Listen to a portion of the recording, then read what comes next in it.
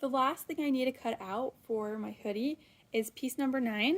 And you'll notice on here it says pocket interfacing. So we're not cutting it out of the hoodie, the sweatshirt fleece material. We're going to cut it out of interfacing. And interfacing looks like this. It's just kind of white. And on one side it has little dots that hopefully you can see. I'm not sure how well you can see those. But it has little dots that are like a little glue dot. You can feel it for sure. And the other side is just kind of, it's smoother. And it is a non-woven fabric. So it's not woven and it's not knitted. It's just a bunch of fibers pressed together.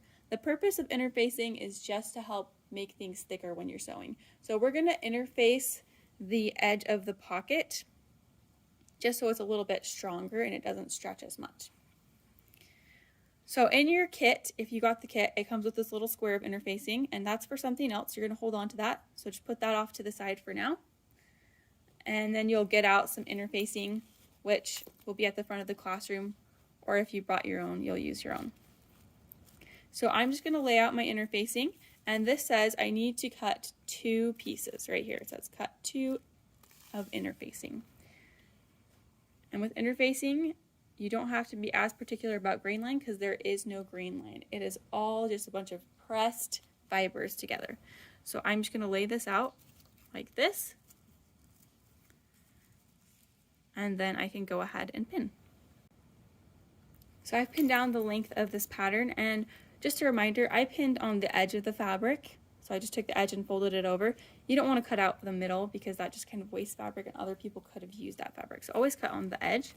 I pinned this down and now I'm ready to cut it out. These 2 sides are one size fits all, and then this is the only thing that's different for every size. So make sure you're cutting the right one on this side, otherwise everyone's going to be cutting the same.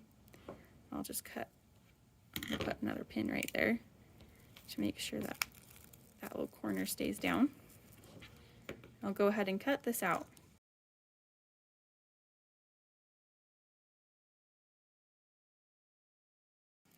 And this is where it comes to the size, so I'm doing the small size, but whatever size you're doing, you're going to cut that size.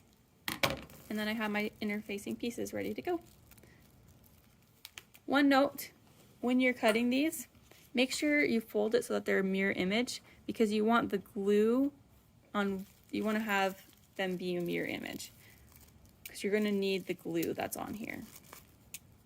So if I open this up right here, these are a mirror image of each other.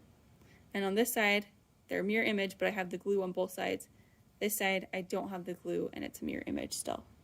The last piece of interfacing that I need to cut out is a 3" by 4" rectangle. If you bought the kit, it already came with this in it, so you're good to go.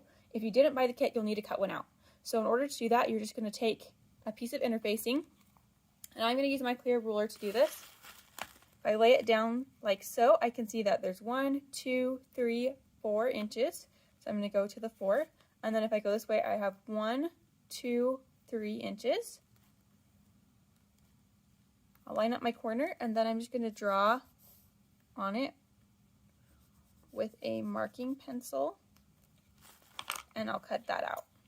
It doesn't need to be super exact. This is going to be used just to stabilize our buttonholes, so it doesn't need to be perfect, but I'll do that, and then I have my 3 by 4 rectangle of interfacing. So I'll have this in addition to the 2 strips that are going to go along with my pocket. Once you have all 3 of these cut out, you can be checked off.